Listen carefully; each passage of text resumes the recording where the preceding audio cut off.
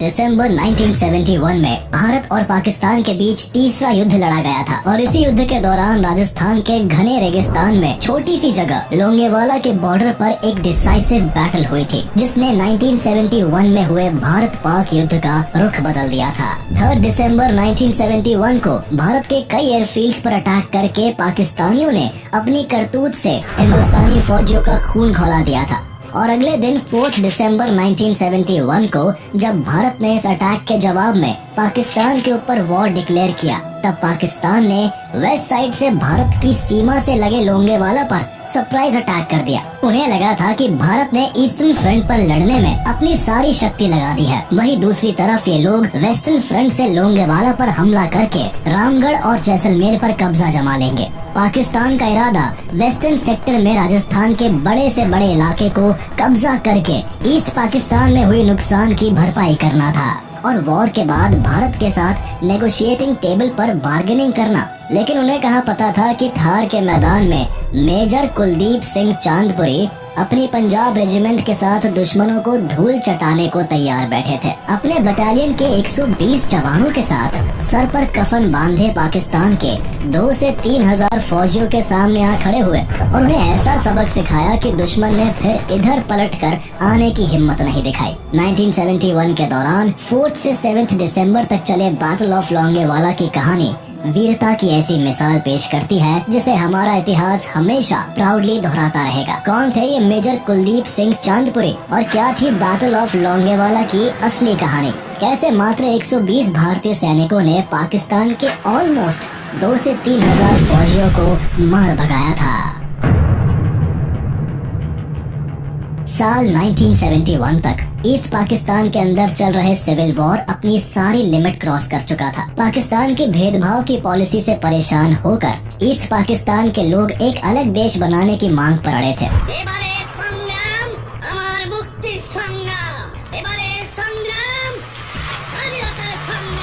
तमाम कोशिशों के बाद भी पाकिस्तान के हालात सुधरने का नाम नहीं ले रहे थे। पाकिस्तान को लगने लगा था कि ईस्ट पाकिस्तान अब उसके हाथ से निकलने वाला है। खींची पाकिस्तानी सेना लाखों बेकसूरों पर लाठियां बरसा रही थी। उनकी गोलियों से हजारों की संख्या में लोग प्रतिदिन मर रहे थे। लाखों महिलाओं के साथ पाकिस्तानी मिलिट्री और पैरा मिलिट्री के द्वारा फोर्स रेप्ड किए जा रहे थे। हालात इतने खराब हो गए थे कि 1 करोड़ लोग पाकिस्तान छोड़कर भारत आ गए थे। लेकिन हद तो तब हो गई जब ईस्ट पाकिस्तान के अंदर उठ रहे विद्रोह को दबाने में नाकाम पाकिस्तान ने इसकी जिम्मेदारी भारत पर थोप दी। पाकिस्तान हमेशा से ही खुद को होशियार और बहादुर समझने की भूल करता आया है और इसी भूल के कारण 4 बार वॉर्स में उसे मुंह की खानी पड़ी है।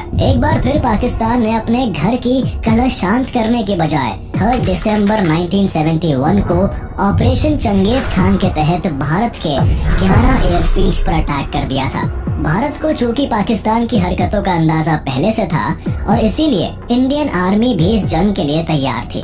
जवाब में भारत को भी वॉर में एंट्री लेनी पड़ी और 4 दिसंबर को भारत ने पाकिस्तान पर वॉर डिक्लेयर कर दिया। दोनों देशों के बीच चल रहे इस वॉर का मेन रीजन ईस्ट पाकिस्तान था, जो आज बांग्लादेश बन चुका है और इसी कारण से वॉर का मेन सेंटर भी ईस्ट पाकिस्तान और उसके आसपास का एरिया था। लेकिन पाकिस्तान के प्रेसिडेंट याह्या खान ने भारत के वेस्टर्न एरिया में अटैक करने का प्लान बनाया। पाकिस्तानी सेना के इंडिया के वेस्टर्न सेक्टर राजस्थान में एंटर करने के पीछे कई कारण थे। इसमें से एक था ईस्ट पाकिस्तान में कमजोर पाकिस्तानी मिलिट्री। याह्या खान पाकिस्तान के सिक्योरिटी डॉक्ट्रिन को फॉलो कर रहे थे, जिसमें ये कहा गया था कि the defence of east Pakistan lies in the west. Pakistan ये बात अच्छे से जानता था कि ईस्टर्न फ्रंट पर इंटरनेशनल प्रेशर के चलते इंडो पाक वॉर ज्यादा दिन तक नहीं चलेगा। इसके अलावा याह्या खान इस बात को भी अच्छे से जानते थे कि ईस्ट पाकिस्तान को पूरी तरह डिफेंड करना नामुमकिन है। इसीलिए वो वेस्टर्न पाकिस्तान बॉर्डर्स की तरफ से ज्यादा इंडियन टेरिटरी को कब्जा करना चाहते थे। उन्हें लगा कि ईस्ट पाकिस्तान में हुए नुकसान की भरपाई के लिए वो इंडिया के वेस्टर्न सेक्टर में जीते हुए जमीन को लेकर भारत के साथ पोस्ट वॉर में नेगोशिएशंस करेंगे, जिससे भारत को झुकना पड़ेगा। दूसरी बात, पाकिस्तान ये भी सोच रहा था कि भारत ने तो अपने सारे रिसोर्सेज ईस्ट पाकिस्तान की तरफ लगा रखे हैं। ऐसे में अगर वो इंडिया के वेस्टर्न सेक्टर में एंट्री करेंगे तो भारत की मिलिट्री उसमें उलझ जाएगी और वॉर में कमजोर पड़ जाएगी। इससे पाकिस्तान आसानी के साथ वॉर जीत जाएगा।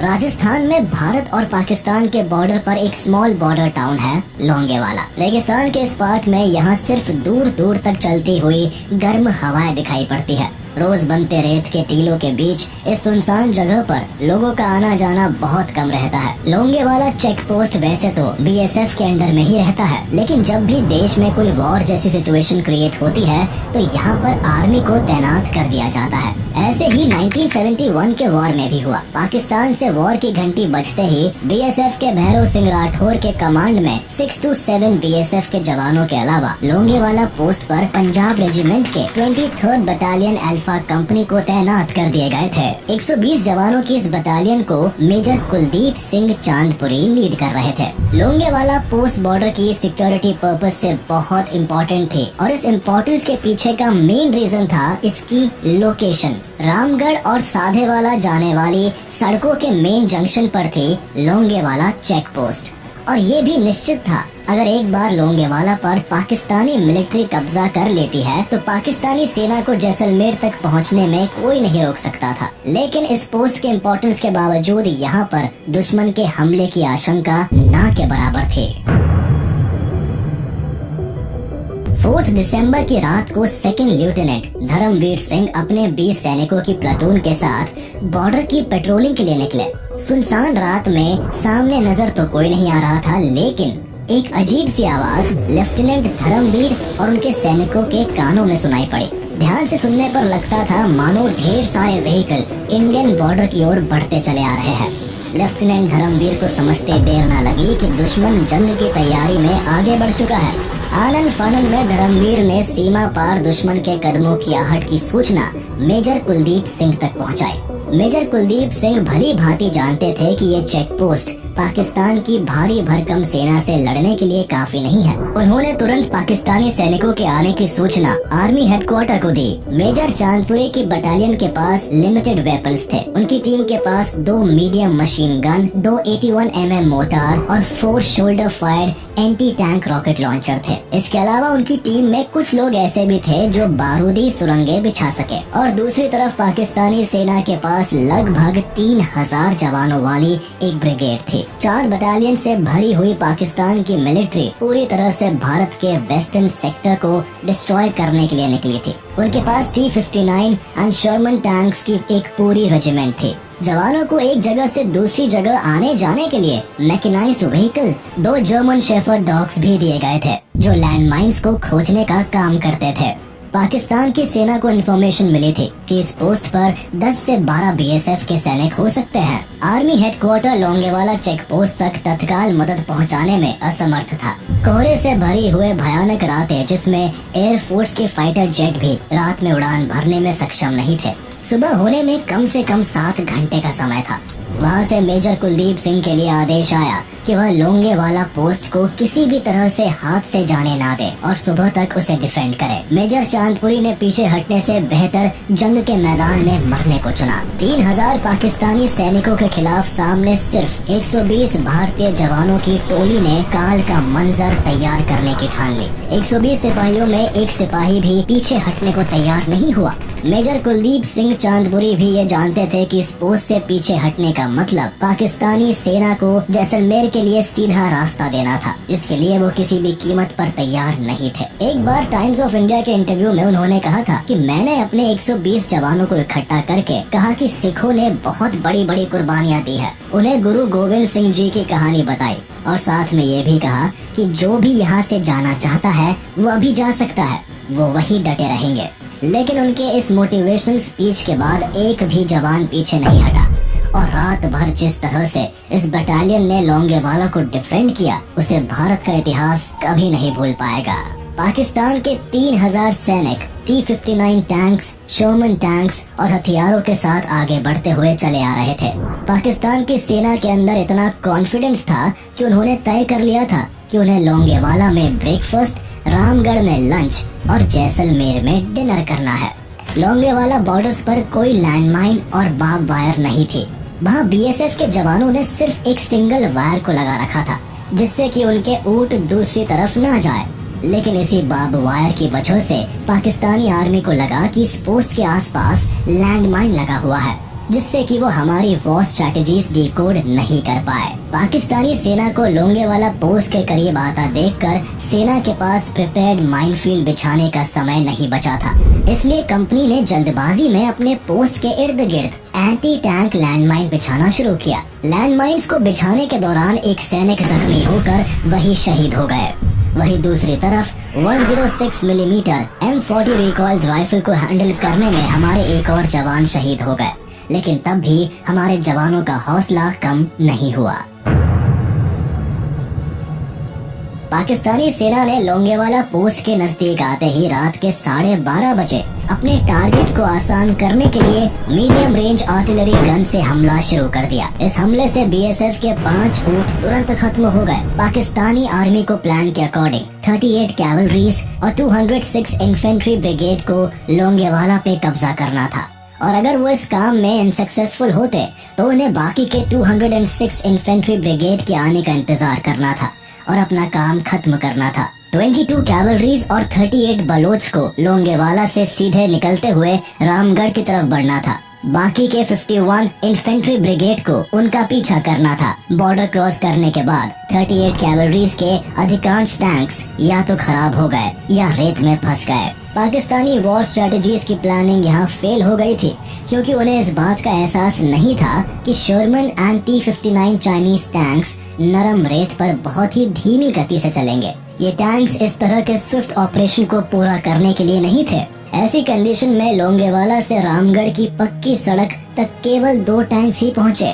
38 कैवलरी के स्लो प्रोग्रेस को देखकर 18 इन्फेंट्री डिवीजन के कमांडिंग ऑफिसर ने आगे की टुकड़ियों का दौरा किया और 22 कैवलरी एंड 38 बलोच को आगे बढ़कर लोंगेवाला को कब्जा करने का आदेश दिया। इसी बीच रात के 2:30 बजे तक इंडियन आर्मी के 2 जीप 106 मिलीमीटर की RCL गन्स के साथ लोंगेवाला पोस्ट पर पहुंच चुकी थी। पाकिस्तान की ओर से 22 कैवलरी एंड 38 बलोच लोंगेवाला को कब्जा करने के लिए बढ़ते चले आ रहे थे, और सुबह के 4 बजने तक लोंगेवाला पोस्ट को पाकिस्तानी सेना ने पूरी तरह से घेर लिया था। यह भारतीय सैनिकों के लिए परीक्षा की घड़ी थी। दुश्मन ने हमला शुरू कर दिया था और धीरे धीरे पोस्ट पर कब्जा करने के लिए आगे बढ़ रहे थे। भारतीय सेना ने अपनी गोलीबारी तब तक रोके रखी जब तक कि पाकिस्तानी टैंक्स उनके सामने 30 से 15 मीटर तक नहीं पहुंच गए। पाकिस्तानी टैंक्स जैसे ही लोंगेवाला पोस्ट के करीब पहुंचे, वैसे ही jeep mounted 106 millimetre RCL gun से इंडियन सोल्जर्स ने दुश्मन पर फायरिंग शुरू कर दी। देखते ही देखते पाकिस्तान के 2 टैंक्स डिस्ट्रॉय हो गए थे। एलिवेटेड पोजीशंस पर होने की वजह से इंडियन आर्मी को RCL गन से फायरिंग बहुत इफेक्टिव साबित हुई। इससे पाकिस्तानी टैंक्स का थिनर टॉप आर्मर पर आसानी से निशाना लग जाता था, जिसकी वजह से टैंक्स को डिस्ट्रॉय होते देर ना लगती। पाकिस्तानी टैंक्स के पीछे एक एक्स्ट्रा फ्यूल टैंक लगे हुए थे। RCL गन की फायरिंग से इन टैंकों में विस्फोट होना शुरू हो गया, जिससे चारों ओर लाइट ही लाइट दिख रही थी और भारतीय सैनिकों को दुश्मन साफ दिखाई दे रहा था। दुश्मन के टैंक्स लोंगेवाला पोस्ट के पास बालू पर बहुत धीरे से चल रहे थे, जिससे भारतीय सैनिकों को उन पर अटैक करने में और आसानी हो रही थी। हमले की शुरुआत में लोंगेवाला पोस्ट को डिफेंड करने में भारतीय सैनिकों को जरूर थोड़ी सफलता मिली, लेकिन इसके बावजूद सैनिकों की संख्या में बहुत अंतर था। उन्हें पता था कि यदि दुश्मन की सेना लोंगेवाला पोस्ट तक पहुंच गई तो पोस्ट को डिफेंड करना इम्पॉसिबल हो जाएगा। इन सब के बीच 22 कैवलरी एंड 38 बलोच धीरे धीरे लोंगेवाला पोस्ट पर हमला करने के लिए बढ़ रही थी, लेकिन लोंगेवाला पोस्ट के काफी करीब पहुंचकर वो रुक गए। दरअसल हुआ ये कि पाकिस्तानी अटैक को लीड करने वाले इन्फेंट्री ब्रिगेड को पोस्ट के आसपास बार्ब्ड वायर दिखाई दी। ये वही बार्ब्ड वायर था जिसको BSF ने अपने ऊँटों के लिए लगाया था, लेकिन दुश्मन इस बात से बिल्कुल अनजान था। पाकिस्तानी सैनिकों को लगा कि यहाँ पर एंटी टैंक लैंडमाइन बिछाई गई है। इससे बचने के लिए पाकिस्तानी सेना की ओर से सैपर्स लाए गए थे, जिससे माइनफील्ड्स को हटाया जा सके। वहीं दूसरी ओर भारतीय सैनिक लगातार और सटीक गोलीबारी कर रहे थे, जिससे पाकिस्तानी सेना के लिए आगे बढ़ना मुश्किल हो रहा था। इसके साथ ही लोंगेवाला पोस्ट के आसपास लैंडमाइंस होने की संभावना के कारण पाकिस्तानी सेना अटैक को रोककर पूरे 2 घंटे तक माइनफील्ड्स को ढूंढने में उलझी रही। जिसकी वजह से लोंगेवाला पोस्ट को डिफेंड करने में इंडियन आर्मी को काफी मदद मिल गई और इंडियन एयर फोर्स को अपनी तैयारी करने का समय मिल गया। अब जब फ्री होकर पाकिस्तानी सेना लोंगेवाला पोस्ट पर हमला करने के लिए तैयार थी, तब तक सुबह हो चुकी थी और अब लोंगेवाला पोस्ट पर इंडियन आर्मी का रीइंफोर्समेंट्स भी पहुंचने वाला था। पाकिस्तानी सैनिक और आगे बढ़े। जब वे 15-20 मीटर की रेंज तक आ गए, तब भारतीय सैनिकों ने उन पर हमला करना शुरू कर दिया। अचानक भारतीय सैनिकों का तेज हमला देखकर पाकिस्तानी सेना कुछ देर के लिए शॉक्ड रह गई। वे समझ ही नहीं पाए कि अचानक ये सब कैसे हो गया था। जैसा उन्होंने सोचा था, बात उससे उल्टी हो गई थी। चेक पोस्ट के आसपास ऊंचे एरियाज में बैठे हुए इंडियन आर्मी के जांबाज लगातार पाकिस्तानी सैनिकों पर गोलीबारी कर रहे थे। सूरज निकलने के साथ ही सुबह के 7:30 बजे इंडियन एयरफोर्स के hunters fighter jet Longewala post के ऊपर पहुंच चुकी थी। देखते ही देखते हंटर्स पाकिस्तानी टैंक्स के ऊपर आसमान से रॉकेट्स की बरसात करने लगे। कुछ ही देर में पाकिस्तान की 5 टैंक्स पूरी तरह बर्बाद हो चुके थे। कई पाकिस्तानी सैनिक मारे जा चुके थे। इंडियन एयरफोर्स का हमला इतनी तेज था कि पाकिस्तानी सैनिकों को जहां मौका मिल रहा था जान बचाकर भाग रहे थे। पाकिस्तान की पूरी मिलिट्री तितर बितर हो चुकी थी। इसके बाद इंडियन एयरफोर्स के हंटर्स हमला करके वापस लौट गए, लेकिन हंटर्स के जाने के थोड़ी देर बाद ही पाकिस्तानी सैनिक फिर से लोंगेवाला पोस्ट पर हमला करने के लिए तैयार होने लगे। उन्हें लगा कि अब इंडियन एयरफोर्स के पास रॉकेट्स की कमी हो गई, जिससे अब ये वापस नहीं आएंगे। अटैक शुरू ही हुआ था कि आसमान में फिर से हंटर्स मंडराने लगे। ये बैटलफील्ड में दूसरी इंडियन एयर स्ट्राइक थी। इस बार दुश्मन के 6 टैंक्स को पूरी तरह से डिस्ट्रॉय कर दिया और उनकी इन्फेंट्री ब्रिगेड पर भी अटैक किया। कुछ ही देर में हंटर्स अपने साथ जितने रॉकेट्स लाए थे बरसाकर वापस लौट रहे थे। इंडियन एयरफोर्स के विमान फ्यूल और रॉकेट भरने के लिए जैसलमेर तक जाते, लेकिन पाकिस्तानी सेना समझने लगती कि अब ये वापस नहीं आएंगे। सुबह के 8 बजे तक इंडियन आर्मी के 12 infantry division of southern command के 20th लैंसर्स के एक स्क्वाड्रन अपने AMX-13 टैंक्स और कुछ रशियन T-54 टैंक्स को लेकर लोंगेवाला पोस्ट पर पहुंच चुके थे। इस इन्फेंट्री को कमांड करने वाले कोई और नहीं बल्कि कर्नल बाबा गुरबचन सिंह थे। इसके अलावा 17th बटालियन राजपुताना राइफल्स भी लोंगेवाला पोस्ट पर पहुंच गए थे। अब पाकिस्तानियों के छक्के छुड़ाने के लिए भारतीय सैनिक अपने टैंक्स को लेकर तैयार बैठे थे। सुबह के 9 बजे एक बार फिर से पाकिस्तानी सेना की 2 कंपनीज ने लोंगेवाला पोस्ट पर हमला करने की तैयारी कर ही रहे थे कि पाकिस्तानी मिलिट्री ब्रिगेडियर तारिक मीर ने हमले को कैंसिल करके पाकिस्तानी सैनिकों को अलग अलग बिखर जाने का आदेश दिया। दोपहर के आसपास पाकिस्तानी सेना की 22 कैवलरीज और 38 बलोच कुछ दूर वापस गए, जहां पहले से 51 इन्फेंट्री ब्रिगेड मौजूद थी। लेकिन इस दौरान भी हंटर्स ने दुश्मन पर हमला करना बंद नहीं किया। पाकिस्तानी सैनिक हंटर्स के आते ही दुबक जाते और फिर से हमले की तैयारी करने लगते। ऐसे में इंडियन हंटर्स पूरे दिन पाकिस्तानी सैनिकों को खदेड़ते रहे। कुछ ही देर बाद भारतीय सेना ने बढ़त हासिल करने के लिए पाकिस्तानी सेना के ऊपर 20th lancers and 17th battalion of Rajputana rifles ने अपना जवाबी हमला शुरू कर दिया। 5 दिसंबर के दोपहर तक पाकिस्तानी सैनिकों को पीछे हटने के लिए मजबूर होना पड़ गया। पाकिस्तान के 36 टैंक्स पूरी तरह तबाह हो चुके थे, जिसमें से 22 टैंक्स हंटर्स के अटैक से और 12 tanks ground anti tank fire से डिस्ट्रॉय कर दिए गए थे और 2 टैंक्स को कैप्चर कर लिया गया था। 100 से ज्यादा व्हीकल्स को डिस्ट्रॉय कर दिया जाता है। 120 पाकिस्तानी सैनिक मारे जा चुके थे।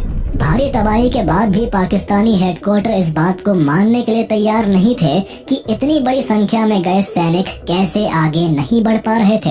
अब पाकिस्तानी बटालियन को लीड कर रहे तारिक मीर को ऑर्डर दिया गया कि वह जैसलमेर और रामगढ़ जाने का प्लान कैंसिल करके पहले लोंगेवाला पोस्ट को कैप्चर कर ले। तारिक मीर ने वापस हेडक्वार्टर को बताया कि हमारी सेना लोंगेवाला तक पहुंचने के लिए भी काफी नहीं है, इसलिए आगे बढ़ना बहुत मुश्किल काम है। इसी रात पाकिस्तान की ओर से पाकिस्तानी पंजाब की 2 और बटालियंस लोंगेवाला बैटलफील्ड पर भेजी गई। रात में ही एक बार फिर पाकिस्तान की सेना ने वॉर का प्लान तैयार कर लिया। 6 दिसंबर 1971 की सुबह 3 बजे तारिक मीर को ऑर्डर दिया गया कि वो 22 कैवलरी के स्क्वाड्रन को फायर सपोर्ट दे, लेकिन तारिक मीर मामले को समझ चुका था। उसने आगे बढ़ने से साफ इनकार कर दिया और उन्होंने अपनी 51 ब्रिगेड की सेना को वापस ले जाने का मन बना लिया था। 6 दिसंबर को लगभग दोपहर में एक बार फिर से हेडक्वार्टर ने पाकिस्तान की पूरी बटालियन को वापस लोंगेवाला से जैसलमेर की ओर आगे बढ़ने का आदेश दिया। लेकिन शाम होते होते हेडक्वार्टर को भी रियलाइज हो गया था कि इस वॉर में पाकिस्तान पूरी तरीके से अपना कंट्रोल खो चुका है। इसलिए मजबूर होकर हेडक्वार्टर ने अपने लास्ट ऑर्डर में पूरी सेना को वापस बुला लिया। 7 दिसंबर से 11 दिसंबर के बीच पाकिस्तानी सेना धीरे धीरे करके बॉर्डर की तरफ बढ़ रही थी, लेकिन इस बीच भी इंडियन एयरफोर्स का कहर थमा नहीं था। जहां भी पाकिस्तानी सेना या टैंकर्स दिखते, एयरफोर्स के हंटर्स अपना अटैक शुरू कर देते और इस तरह पाकिस्तान लोंगेवाला का वॉर बुरी तरह हार गया था। इस लड़ाई में पाकिस्तान के 36 टैंक्स भारतीय सेना ने तबाह कर दिए थे। 200 से ज्यादा पाकिस्तानी सैनिक मारे गए थे। दरअसल पाकिस्तान की ये हार सिर्फ उनकी मिलिट्री की हार नहीं थी, बल्कि पाकिस्तान की इंटेलिजेंस एजेंसी की भी हार थी, जिसने ये अंदाजा लगाया था कि लोंगेवाला पोस्ट पर भारत किसी भी तरह से एयर स्ट्राइक नहीं कर सकता है।